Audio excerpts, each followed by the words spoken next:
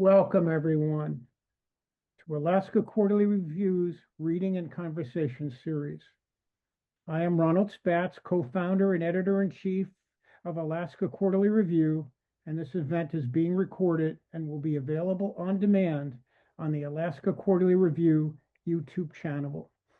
Before we begin, I'd like to make a few important acknowledgments. Alaska Quarterly Review gratefully acknowledges the Anchorage Museum for hosting and providing technical support for this event, and the Center for the Narrative and Lyric Arts, Alaska Quarterly Review's 501c3 umbrella organization, which makes this event possible. I also want to make a land acknowledgement. Alaska Quarterly Review recognizes the indigenous land on which all Alaskans live. Alaska Quarterly Review is located in Anchorage, and Anchorage is Dena'ina homeland. Dena'ina is the language spoken by the traditional, present, and future caretakers of this land, and land acknowledgement opens a space with gratefulness and respect for the contributions, innovations, and contemporary perspective of Indigenous peoples and marks our collective movement toward decolonization and equity. Today's event features a poetry reading by David Lehman. David is the author of numerous poetry collections, including The Morning Line, Playlist, When a Woman Loves a Man, The Daily Mirror, A Journal in Poetry, The Evening Sun, Yeshiva Boys, and New and Selected Poems. The Daily Mirror and The Evening Sun emerged from a 5-year project in which Lehman wrote a poem each day. He also co-authored collaborative collections such as Poetry Forum with Judith Hall and Jim and Dave Defeat the Masked Man, written with James Cummins. Lehman's nonfiction books include Sign of the Times, Deconstruction and the Fall of Paul de Man, The Last Avant-Garde, The Making of the New School of Poets, A Fine Romance to His Songwriters, American Songs, and 100 Autobiographies, a Memoir. In 1988, Lehman founded the highly influential The Best American Poetry series and served as its general editor through this year's edition, which marks the end of his amazing 38-year tenure. As an editor, Lehman also compiled the Oxford Book of American Poetry, The Best American Erotic Poems, A.R. Ammons Selected Poems, The Great American Prose Poems from Poe to Present, and Ecstatic Occasions, Expedient Forms. He directed the University of Michigan's Press Poets on Poetry and Under Discussion series from 1994 to 2006. His work has earned fellowships from the National Endowment for the Arts, the Guggenheim Foundation, the Ingram Merrill Foundation, as well as honors from the American Academy of Arts and Letters and the Lila Wallace Reader's Digest Writers Award. Alaska Quarterly Review is delighted to present David Lehman. Thank you very much, Ronald, for that introduction. It's a great pleasure to be here and to read poems for you, dear audience. I'd like to begin with a poem that is appearing in Alaska Quarterly Review. It's called Time Out. It's a relatively recent poem written in 2024 or even more recently. Time Out. What is time? Einstein asked. Great question, the lecturer said, but digressed to the melodrama of a brilliant young female physicist with a limp in the male-dominated world of European science, and the answer is never given, though Einstein explains time is an illusion. I don't get his reasoning, except in theory. Our clocks would run fast in a weak gravitational field. But if the past and future are illusions. What happens to music we measure in time, and death, not just the absence of key players, but death, our physician, death, the distinguished thing, the courteous carriage driver. That poem consists of 14 lines divided into two 4-line stanzas and two 3-line stanzas, and another sonnet is entitled Resistance. This appeared in the New Yorker magazine 3 summers ago. Resistance. The sunset earlier, the sky spooky as the 19th century, skeletal trees, a brief orange glow before the blues and grays darken in a landscape that lasts for an hour before the shapes dissolve into the dark of All Hallows, a night as sacred as would scare us, the guiltless ones who maintain our belief in metaphysics, which French philosophers declared dead in 1970 or so. As the last branches disappear into the heavenly darkness, what remains is what resists and what clings to the oblivion of a fallen world that exists in memory only and poetry. One of my favorite fiction writers is Machado de Assis, a Brazilian writer of color in the late 19th century, extremely innovative. And in my own fiction, which I've been writing, which is very difficult to do, I have borrowed certain techniques of Machado de Assis, who is a great ironist and operates by a method of digression rather different from that of Lawrence Stern, let's say. Here is In Praise of Machado de Assis in 5 parts, each one sonnet length. 1, The Interruption. If I write another novel, I shall call it The Interruption, in honor of Machado de Assis, in short, numbered chapters, each with a title, like God Knows What He's Doing. I shall write it with the fountain pen of mirth and the ink of melancholy between panic attacks in my hotel room plus sink on the Rue des Écoles, and declaim it at dinners, a mess of lentils served with the salt of mystery and the pepper of danger. Part 2, A Thinking Erratum. With every error I make, I refute Pascal and praise Machado de Assis, who said, man is a thinking erratum, not a thinking reed.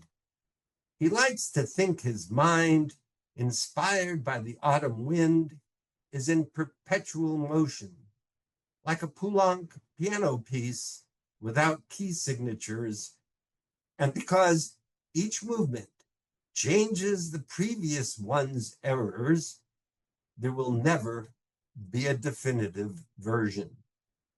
3, because of the error.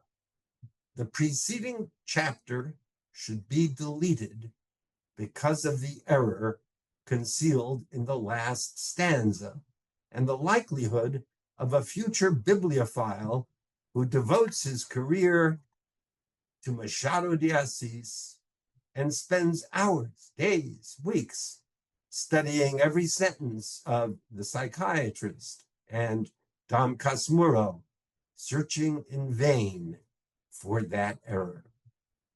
4, A Couple of Drunks. A novel is a mirror walking down the road, the narrative straight, the style direct. But Machado's story and his style are a couple of drunks veering from side to side, laughing at unfunny jokes, raising their fists in an episodic distraction from eternity. Better to fall out of a cloud than from a third-story window. 5. The union of human folly.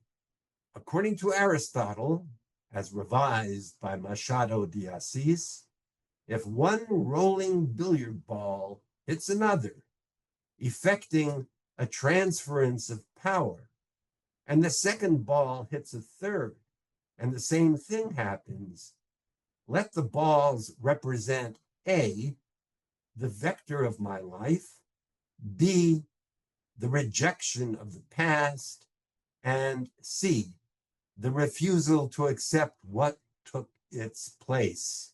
Thus, extremes of reality and theory may link or collide, in either case, confirming the union of human folly.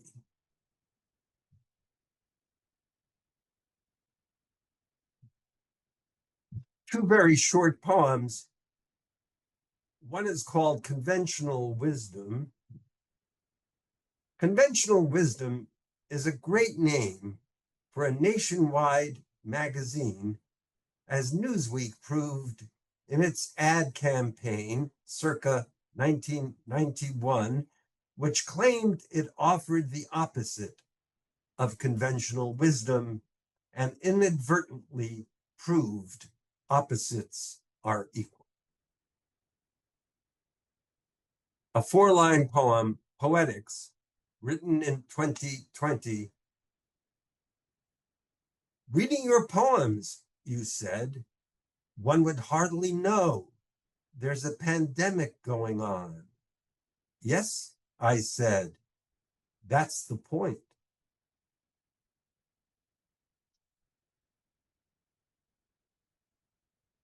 I wrote a book called The Morning Line, and the title poem is rather long. I've read it only a couple of times.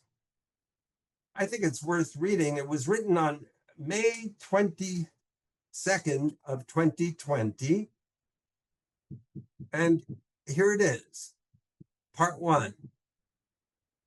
You can pick horses on the basis of their names and gloat when Justify wins racing's Triple Crown, or when, in 1975, crowd favorite Ruffian, Queen of the Century, goes undefeated until she breaks down in a match race with Derby winner Foolish Pleasure.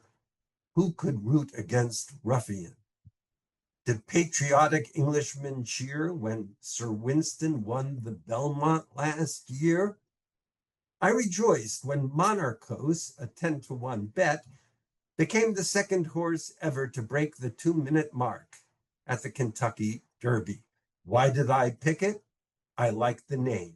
Those 2 minutes in May 2001 and the giddy hours after now seem a little like a garden party in England in July 1914 as the 19th century approached the finish line and collapsed. Today, you might buy 50 shares of Qualcomm at 78.11 or 500 shares of Sirius at 5.15 because you like the sound of their names, and you may make these trades even without knowing a thing about what the companies produce or do. As luck would have it, under current market conditions, a portfolio consisting of these 2 stocks plus Alphabet, Amazon, and Apple would satisfy our poetry criterion and stand a decent chance of outperforming the market, as would a portfolio consisting of attractive stock symbols like ACES, CAT, CO, NICE, QQQ, SPY, TAN, and TOKE. Under current market conditions. There's the rub. If current market and conditions are variables, chance determines the outcome as an abstract art. There will be an epidemic, an earthquake, a hurricane. These will take place, but you can't say where or when. And the same goes for a cyber attack crippling the electric grid, a terrorist outrage in a tunnel or bridge, the meltdown of a nuclear power plant, or even a rebellion of angry birds menacing the human population of a Northern California town. What if the stars should take a powder? Can't happen. You never know. If the sun and moon should ever doubt, they'd immediately go out, wrote William Blake. The if is even more important than the doubt. If you can conceive it, it can be done.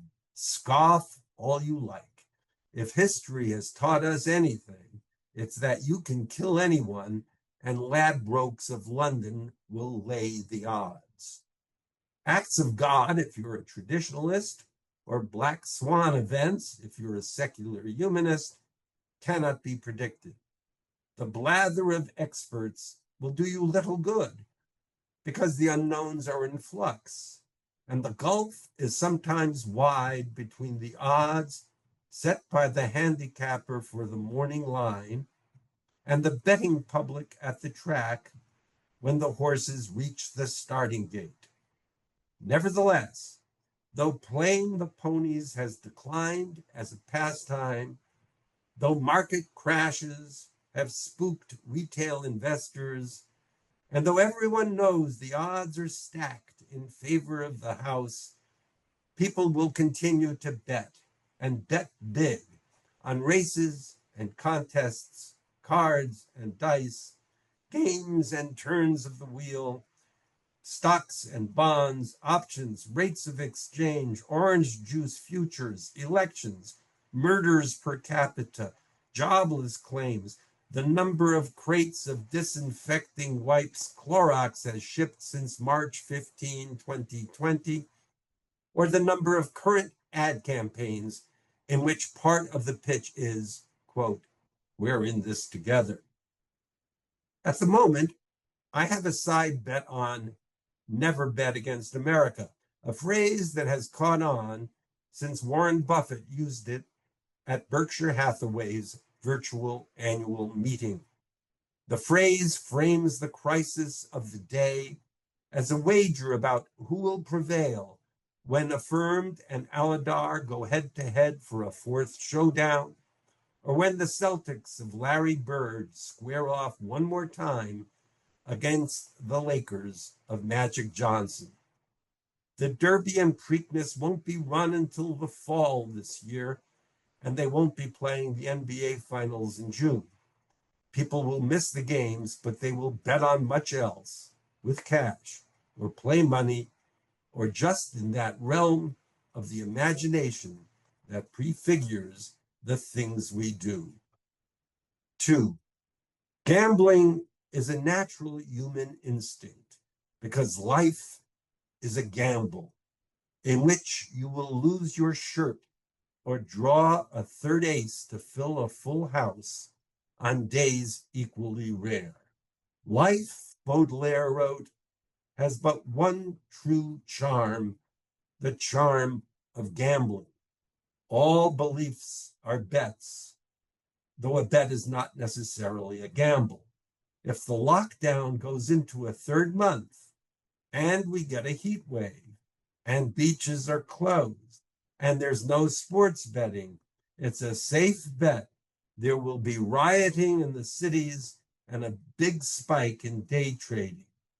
You can also bet on the persistence of prejudice, political bickering, fakery, hypocrisy, bureaucracy, and the power of the lie, but no one will take the bet, and it's not a gamble. You need a degree of recklessness to be a gambler. Religion is risky, a big gamble, though not in the way Pascal proposed and Voltaire refuted. Pascal's wager is not, as he tries to sell it, a real gamble. He would subject the belief in God to a cost-benefit analysis. If you bet on God and God exists, you win. If you bet against and you lose big. The argument is seductive, but the proposition has lost all conviction. The risk has been drained from it. If only self-interest could furnish the grounds for belief.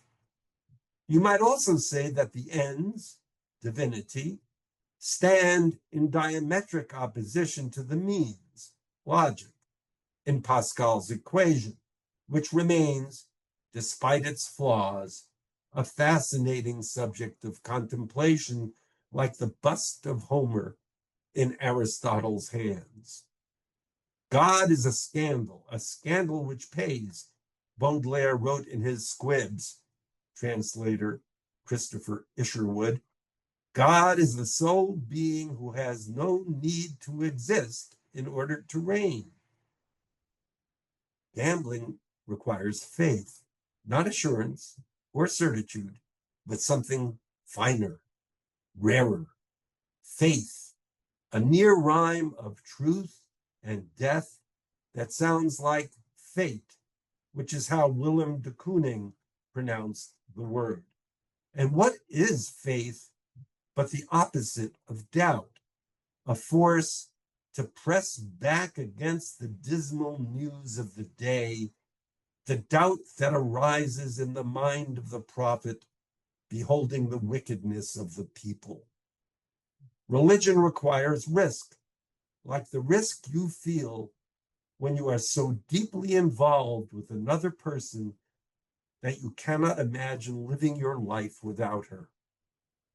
The inevitability of loss, a much misunderstood aspect of gambling, is not a deterrent, but an attraction.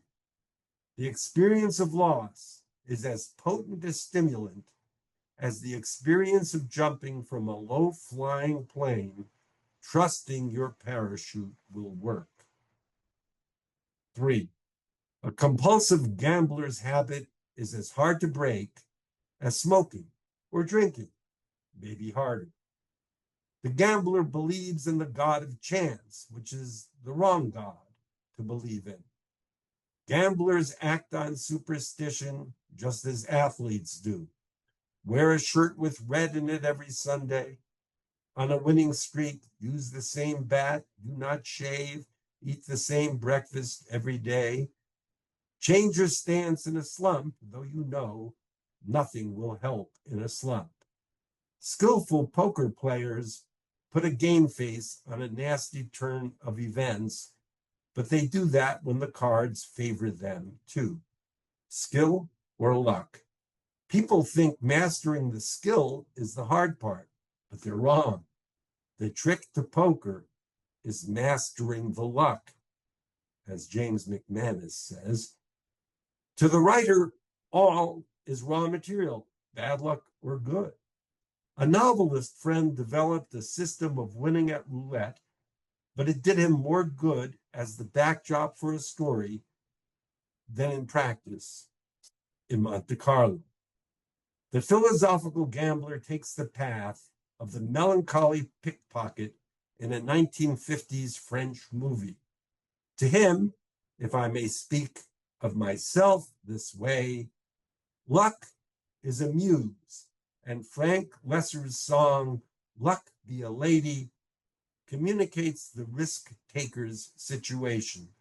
The phrases he likes have 2 or even 3 separate meanings, which he must conjoin, so that Stendhal's The Red and the Black is read in the context of the red and black boxes on a roulette wheel carpet, or the red and black squares of the chessboard in a match pitting the Russian grandmaster against the American upstart.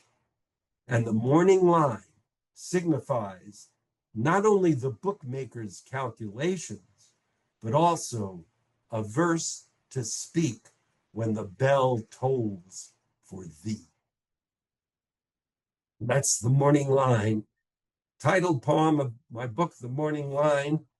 And there's a note that in the book that explains the phrase and what it means exactly for gamblers and touts at the track. Here's a very short poem consisting entirely of haiku stanzas. It's called Blame Not My Loot, the title lifted from a sonnet by Sir Thomas Wyatt of the English Renaissance.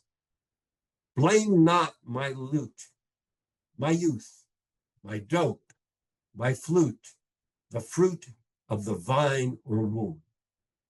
Blame not the basket full of first drafts, the drawer full of old folders. Blame not my loot, my pen, pencil, typewriter, my loot awake, asleep. Blame not the colors or the water, the brushes, the paper, the light. Banish all, and let it be spring in the morning and autumn at night. Room key.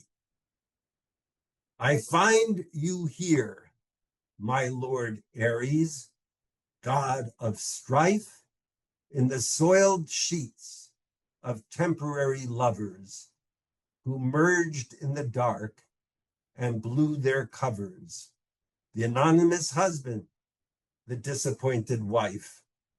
Here they lie, their bones exposed, vanity obeyed, vows unmade, lust opposed by fear, with lust the winner, the tongue tasting the nectar, melting the will, nostalgia for the mud in her nostrils flaring, the rush of blood stiffening his resolve, and look at what they have to lose, and yet they cannot quit.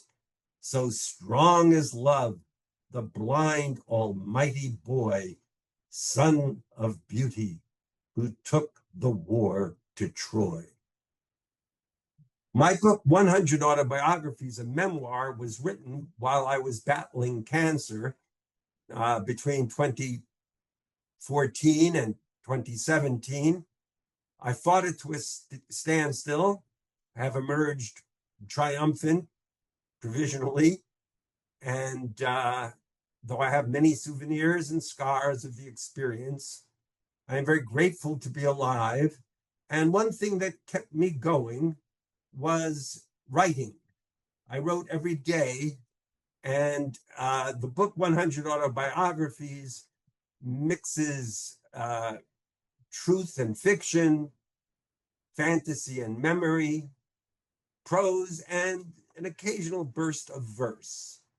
And here is an example of a poem embedded in 100 Autobiographies. It's called If I Could.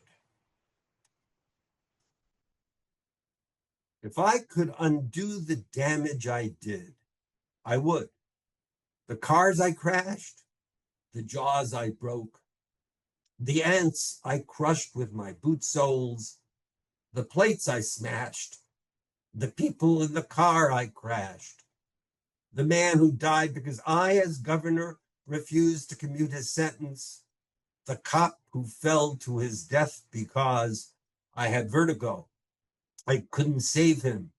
The children who died because I sold tainted penicillin on the black market, the bat I beat to death with a broom, the bruises, the scars, the arm in a sling, the broken nose, the busted marriage.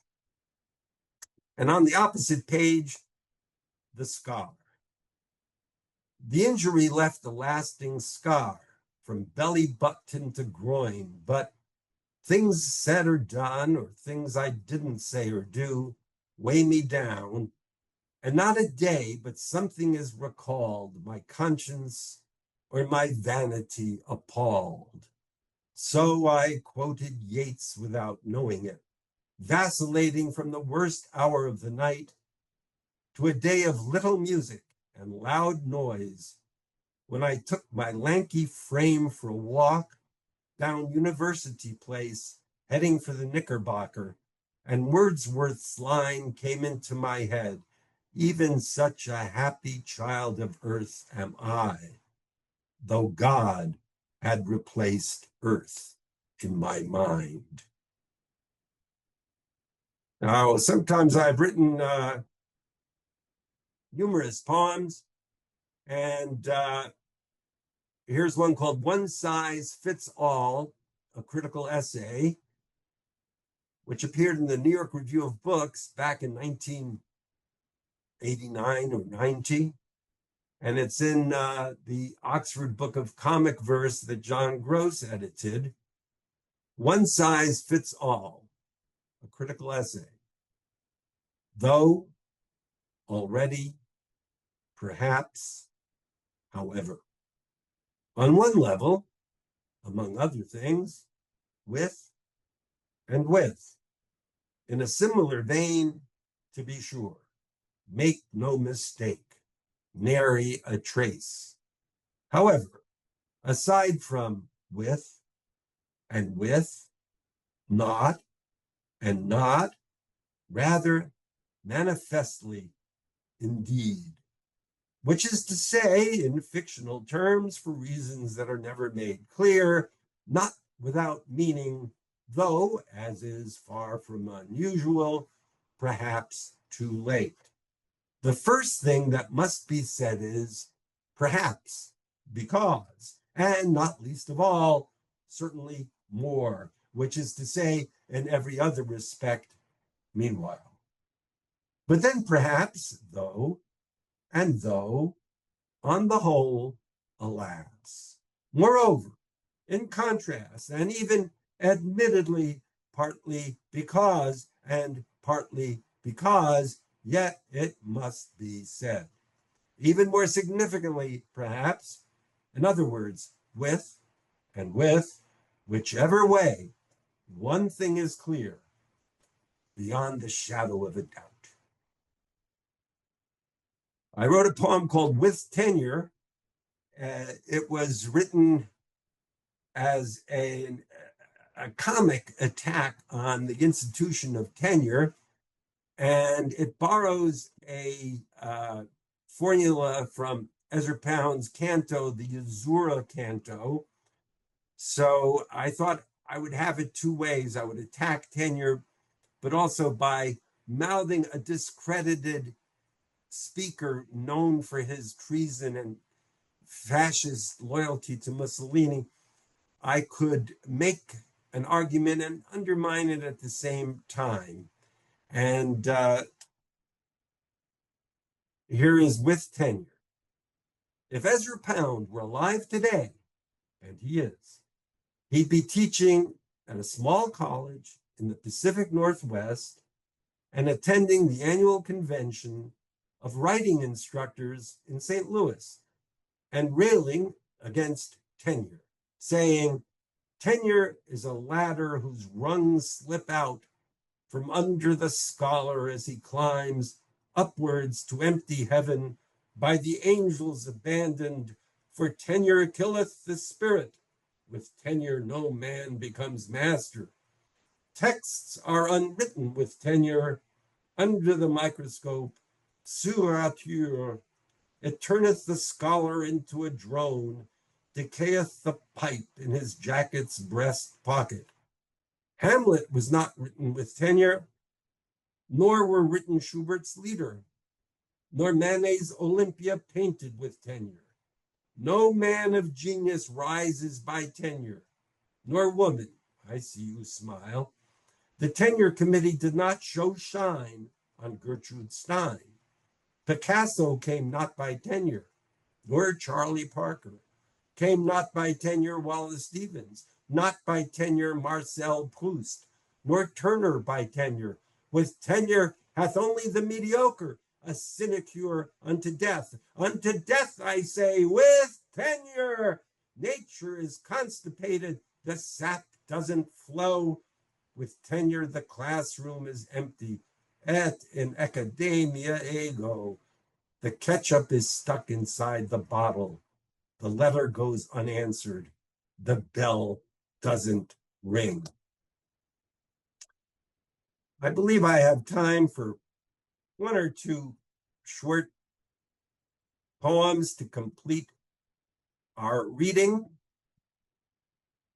April 15th is a poem from the Daily Mirror, a book that represented a selection of the poems written when I was writing a poem a day, which I did for 5 years.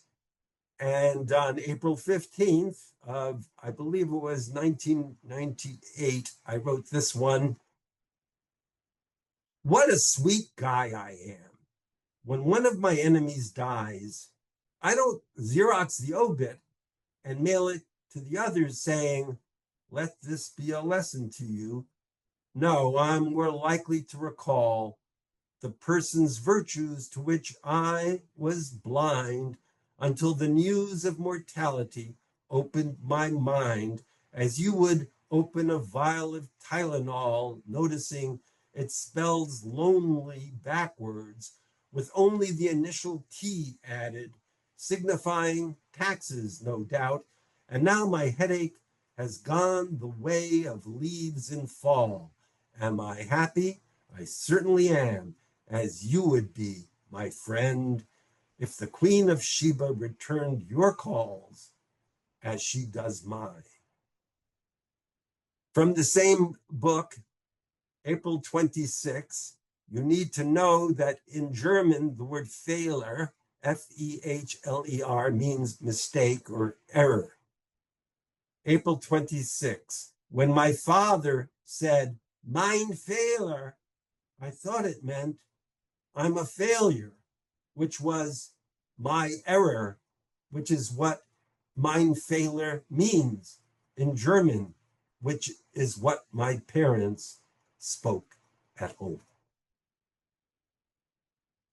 I should conclude with a goodbye poem, a toast from the morning line. When the doctor breaks the news, will you cry or sing the blues? No way. I'll raise my glass, take a sip, get off my ass, and bounce my red rubber ball against the rubble of the ghetto wall and catch it, feeling good, catching it as a center fielder would, while a skirt walks by, hoping I'll notice, and 5 decades pass as swiftly as a kiss. It's been a great pleasure reading for you. I could read a lot more. I write a great deal, and it's a terrific pleasure to share my poems with avid listeners.